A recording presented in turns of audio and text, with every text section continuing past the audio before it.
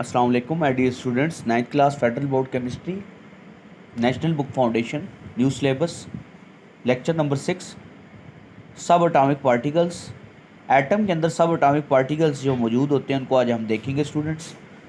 इनकी वैल्यूज़ बहुत इंपॉर्टेंट हैं, शॉर्ट के लिए भी और एमसीक्यूज़ के लिए भी। तो स्टूडेंट्स, प्रोटॉन, न्यूट्रॉन और इलेक्ट्रॉन ये बेसिक एटम के सब अटामिक पार्टिकल्स हैं। जैसे लास्ट लेक्चर में हमने देखा कि प्रोटॉन और न्यूट्रॉन्स जो हैं वो एटम के सेंटर में मौजूद होते हैं, यानी न्यूक्लियस के अंदर, जिनको कलेक्टिवली हम न्यूक्लियॉन्स कहते हैं। प्रोटॉन का चार्ज +1 होता है और इसका जो मास होता है बेसिकली वो 1 एटॉमिक मास यूनिट के मुताबिक या किलोग्राम में, सॉरी, अगर हम देखें तो वो होता है 1.6726 मल्टीप्लाई बाई 10⁻⁻27 किलोग्राम। और यही वैल्यू अगर आप स्टूडेंट्स ग्राम में देखना चाहते हैं तो वो भी होगी 1.6726 मल्टीप्लाई बाय 10⁻24। क्लियर हो गया स्टूडेंट्स? वो ग्राम में वैल्यू हो जाएगी। अब हम न्यूट्रॉन की बात करें तो न्यूट्रॉन का जो चार्ज है वो ज़ीरो है, क्योंकि न्यूट्रॉन पर कोई चार्ज नहीं होता। इसका जो रिलेटिव मैस होता है 1 AMU के मुताबिक वो होता है 1.6749 मल्टीप्लाई बाई 10⁻⁻27 किलोग्राम। ठीक है स्टूडेंट्स, तो ये आपके पास न्यूट्रॉन का मैस हो गया। प्रोटॉन और न्यूट्रॉन का मैस अप्रॉक्सीमेटली दोनों का बराबर होता है। लेकिन अगर हम इलेक्ट्रॉन की बात करें तो इलेक्ट्रॉन का मास जो है वो प्रोटॉन और न्यूट्रॉन के मुकाबले में बहुत छोटा है। अब देखो ना, -31 बहुत छोटी वैल्यू है एज़ कम्पेयर टू 10⁻⁻27। और ये 1/1836 AMU यानी कि किलोग्राम में भी आप इसकी वैल्यू को देख सकते हो। अब प्रोटॉन और न्यूट्रॉन जो है वो एटम के सेंटर में मौजूद हैं। इलेक्ट्रॉन ऑर्बिट में न्यूक्लियस के गिर्द जो स्पेसिफिक शेल है वहाँ पर घूम रहा होता है, ठीक है, और इसका काम इंपॉर्टेंट रोल होता है। अब प्रोटॉन और न्यूट्रॉन जो है इनका बड़ा इंपॉर्टेंट रोल होता है स्टूडेंट्स, कि ये आपके एटम या डिफरेंट मॉलिक्यूल्स की खसूसियात भी बताते हैं, उनकी नेचर, उनका बिहेवियर भी बता रहे होते हैं, नेचर या बिहेवियर। न्यूट्रॉन और प्रोटॉन जो होते हैं वो न्यूक्लियस के अंदर स्ट्रॉन्ग न्यूक्लियर फोर्स के थ्रू हेल्ड होते हैं, जिसका डिटेल जो था वो हमने तस्करा लास्ट लेक्चर में किया था। ठीक हो गया स्टूडेंट्स? 3 किस्म की फोर्स थी, न्यूट्रॉन, न्यूट्रॉन प्रोटॉन, प्रोटॉन और न्यूट्रॉन प्रोटॉन। अब हम रिलेशनशिप देखते हैं सब एटॉमिक पार्टिकल्स में। प्रोटॉन और न्यूट्रॉन जो होते हैं वो रफली, उनका मैस तो सेम है, 1 AMU के बराबर होता है, ठीक है। ग्राम में भी हमने देख लिया, सॉरी किलोग्राम में। और ये जो मास होता है ये कंट्रीब्यूट करता है एटम के टोटल मैस पर। इलेक्ट्रॉन का सबसे लेस मैस है, जैसे अभी मैंने आपको बताया 1.6749 multiply by 9.11 multiply by 10⁻⁻31 kilogram है, ठीक है। तो total mass of the atom जो है वो यूजली निगलिजिबल है, यानी कि इलेक्ट्रॉन की भाई टोटल एटम के मैस में जो कंट्रीब्यूशन है वो निगलिजिबल है। -31 बहुत छोटी वैल्यू है, और 10⁻31 का जो आंसर है उसको 9.11 से करें तो और बहुत स्मॉल वैल्यू है ये। तो इनकी टोटल एटम में कंट्रीब्यूशन निगलिजिबल है। नेगेटिव चार्ज इलेक्ट्रॉन्स और पॉजिटिवली चार्ज प्रोटॉन्स के दरमियान जो अट्रैक्शन है न्यूक्लियस की, वो क्या है, जो बेसिकली एटम को होल्ड करके रखती है टुगेदर। अब अगर हम प्रोटॉन, न्यूट्रॉन और इलेक्ट्रॉन का बिहेवियर देखें इलेक्ट्रिक फील्ड में, प्रोटॉन चूँकि पॉजिटिवली चार्ज हैं, ठीक है। अब आप देखें तो ऊपर नेगेटिव चार्ज, नीचे पॉजिटिवली चार्ज, और सेंटर में न्यूट्रॉन जो हैं, ऊपर प्रोटॉन और नीचे इलेक्ट्रॉन। जब हम पॉजिटिवली चार्ज यानी कि प्रोटॉन को पास करेंगे ना, तो पॉजिटिवली चार्ज जो है वो नेगेटिव प्लेट की तरफ डिफ्लेक्ट हो जाएंगे। केमिस्ट्री में स्टूडेंट, जो नेगेटिवली चार्ज प्लेट होती है वो इलेक्ट्रिक फील्ड होती है और पॉजिटिव को मैग्नेटिक फील्ड कहते हैं। Proton will deflected towards the negative plate due to oppositely charge, यानी प्रोटॉन में पॉजिटिव, इलेक्ट्रिक फील्ड में नेगेटिव है तो वो उसकी तरफ डिफ्लेक्ट हो जाएगा। इसी तरीके से इलेक्ट्रॉन चूँकि नेगेटिवली चार्ज हैं वो डिफ्लेक्ट हो जाएंगे आपके पास मैग्नेटिक फील्ड की जानिब, यानी पॉजिटिवली चार्ज की निस्बत।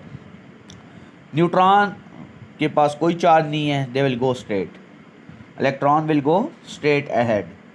अगर इलेक्ट्रॉन और प्रोटॉन जो हैं वो एक स्पीड से ट्रैवल कर रहे हों तो इलेक्ट्रॉन जो है चूँकि उसका मैस बहुत लाइट है, आपने देखा 9.11 मल्टीप्लाई 10⁻⁻31 किलोग्राम, तो वो आपके पास ज़्यादा डिफ्लेक्शन शो करेगा एज़ कम्पेयर टू प्रोटॉन जिसका मैस जो है वो इलेक्ट्रॉन से बहुत ज़्यादा है, ठीक है। इसमें हम कुछ फैक्टर्स देख लेते हैं, जैसे चार्ज न्यूट्रलिटी की बात करें कि एटम जो है वो इलेक्ट्रिकल न्यूट्रल है, क्योंकि नंबर ऑफ़ प्रोटॉन न्यूक्लियस में जो होते हैं वो नंबर ऑफ़ इलेक्ट्रॉन के बराबर होते हैं। ये चार्जेस एक दूसरे को बैलेंस करते हैं। इसी तरह से एटम में कोई न्यूट्रल नेट चार्ज नहीं होता। याद रखिएगा कि नंबर ऑफ़ न्यूट्रॉन्स का डिफरेंस आ रहा होता है आइसोटोप्स में, वो हम आगे जाके देखेंगे। यानी स्टूडेंट सिंपल आपके लेवल पर बात करूँ तो एक एटम में number of proton number of electrons बराबर है, वो एक दूसरे को बैलेंस कर रहे हैं और न्यूट्रॉन पे कोई चार्ज नहीं होता। रेडियो आइसोटोप्स की बात करें तो डिफरेंट आइसोटोप। स्टूडेंट आइसोटोप होता क्या है, लिख लो, एटम ऑफ एन एलिमेंट, यानी किसी भी एलिमेंट का atom having same atomic number but different mass number, जिसका एटॉमिक नंबर तो सेम हो लेकिन मास नंबर क्या हो, डिफरेंट हो। मास नंबर यानी कि एटॉमिक मास। एटॉमिक नंबर को स्टूडेंट्स हम जेड से शो करते हैं और एटॉमिक मास को ए से शो करते हैं। तो रेडियो आइसोटोप्स जो होते हैं इसमें डिफरेंट जो आइसोटोप्स होते हैं ना एक एलिमेंट के, उसके अंदर नंबर ऑफ प्रोटॉन सेम होते हैं लेकिन नंबर ऑफ़ न्यूट्रॉन डिफरेंट होते हैं। कुछ आइसोटोप्स जो होते हैं वो स्टेबल नहीं होते, रेडियो एक्टिव डिके तोड़ फोड़ का शिकार हो जाते हैं। ठीक है, अब रेडियो एक्टिव आइसोटोप क्या होते हैं, जिनकी अंदर प्रोटॉन और न्यूट्रॉन जो होते हैं वो अब स्टेबल फॉर्म में नहीं है। भाई न्यूक्लियर फोर्स सही नहीं है, वो अनस्टेबल फॉर्म में है। या आप यूँ कहो स्टूडेंट सिंपल वर्ड्स में कि न्यूक्लियस में एनर्जी बहुत ज़्यादा है।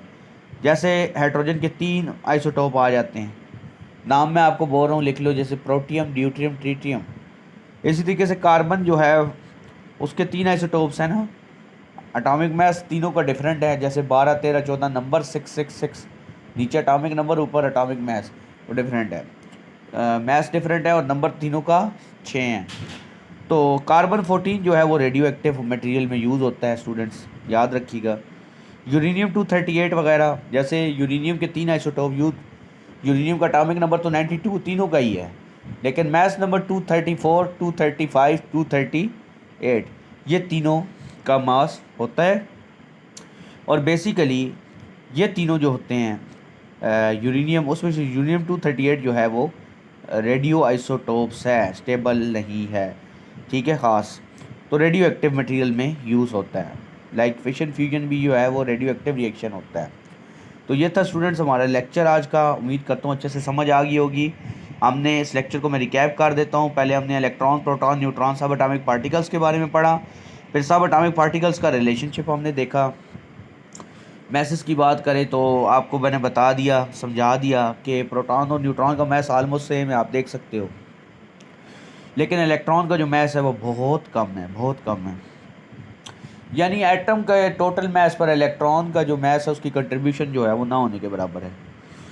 सब एटॉमिक पार्टिकल्स का रिलेशनशिप देखें तो सबका मैस 1 का है, नेगेटिवली पॉज। फिर हमने बिहेवियर को देखा इलेक्ट्रिक मैग्नेटिक फील्ड में, जो पॉजिटिव थे वो नेगेटिव पे डिफ्लेक्ट कर दे, नेगेटिव वाले यानी इलेक्ट्रॉन थे वो पॉजिटिव प्लेट की तरफ डिफ्लेक्ट कर दे, और न्यूट्रॉन जो थे वो अनडिफ्लेक्टेड गए। फिर लास्ट में बहुत इंपॉर्टेंट बात मैंने आपको बताई इस टॉपिक की कि आपके पास अगर स्लो मूविंग करें ना, मतलब इलेक्ट्रॉन प्रोटॉन की चलो स्पीड सेम कर दें, तो इलेक्ट्रॉन ज़्यादा जल्दी डिफ्लेक्ट होंगे क्योंकि उनका मैस जो है वो लाइटर है। लाइटर मास होने की निस्बत जल्दी डिफ्लेक्ट करेंगे।